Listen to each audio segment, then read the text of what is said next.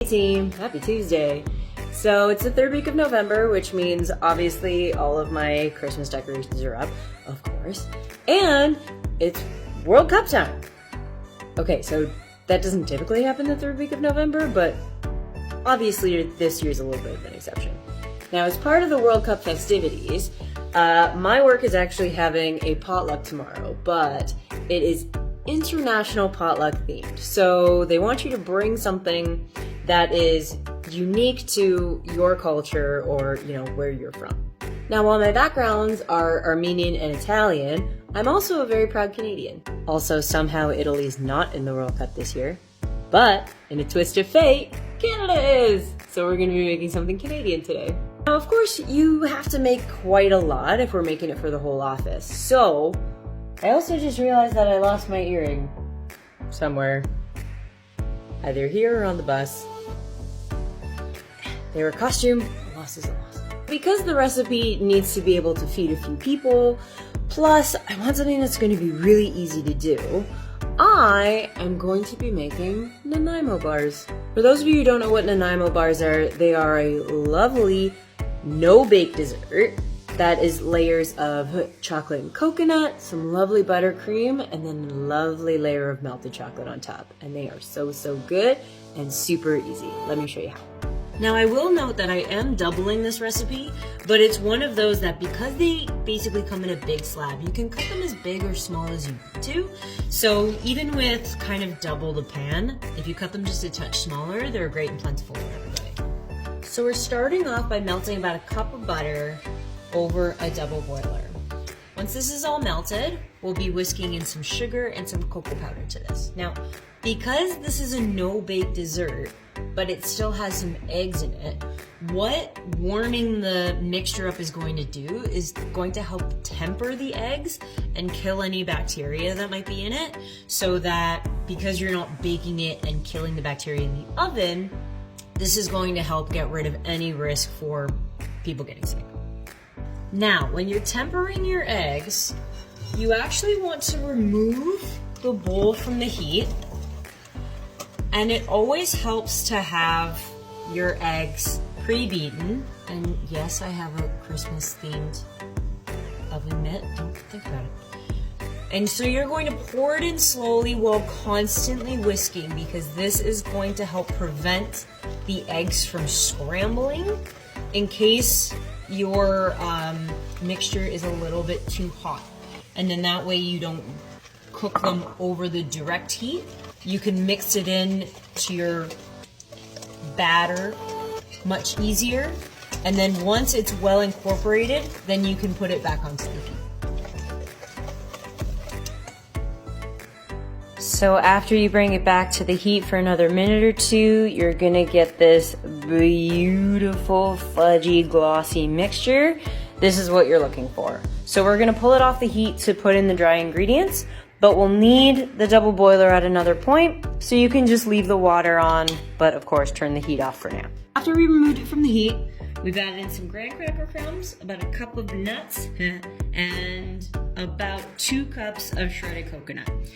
Unfortunately, all I had was sweetened coconut, so the base layer might be a little bit extra sweet on mine, because typically you would use unsweetened, but I'm not going to the store.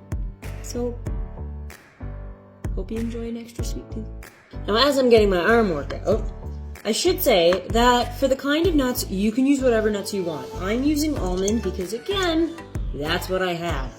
But you can use pecans, walnuts are also really good to use as well. That you just want something that's going to give you that nice kind of earthy flavor to balance out all the other sugar.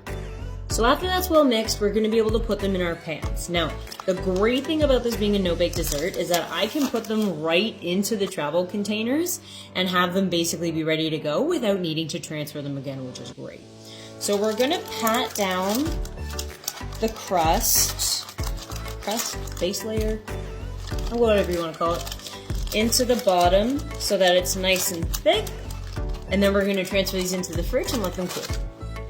Now for our middle layer, we've mixed together a cup of butter, as well as 6 tablespoons of custard powder. Now don't worry, for anybody who doesn't like custard, I understand it can be a bit polarizing, but we're only using the powder to give it some of that custardy flavor, but not necessarily the texture, because traditionally you would mix this with like a milk and you would get that custard.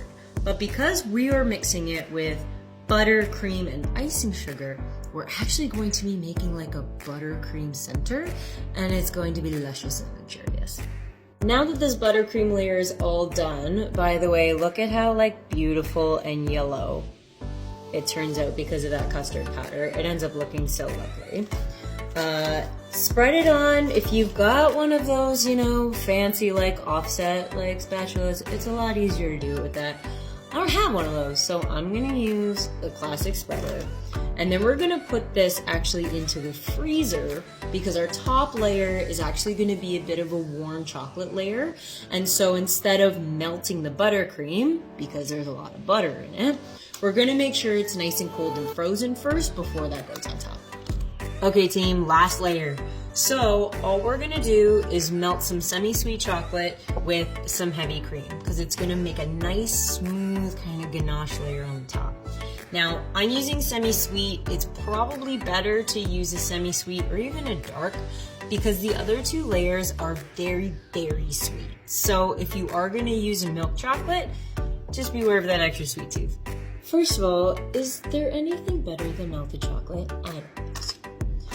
So we're gonna get the chocolate poured onto the buttercream in a nice even layer, and then we're gonna pop these guys back in the fridge, and then we're basically done. Now I don't really want to cut into the trays that I'm gonna be bringing for work, because in that way they can stay together and I'll bring them all together. But luckily, the trays were actually a little bit smaller for double the batch that I was going to make. Turns out size matters. But I have a little bit extra in this tray, so I can cut into this one. And because these are layers of essentially butter and icing, I can slice into it pretty well. And I'm gonna take out a teeny tiny little square for myself, because this is gonna end up being my tray, so it doesn't need to be pretty.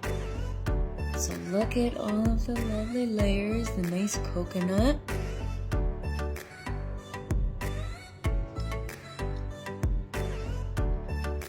Yeah.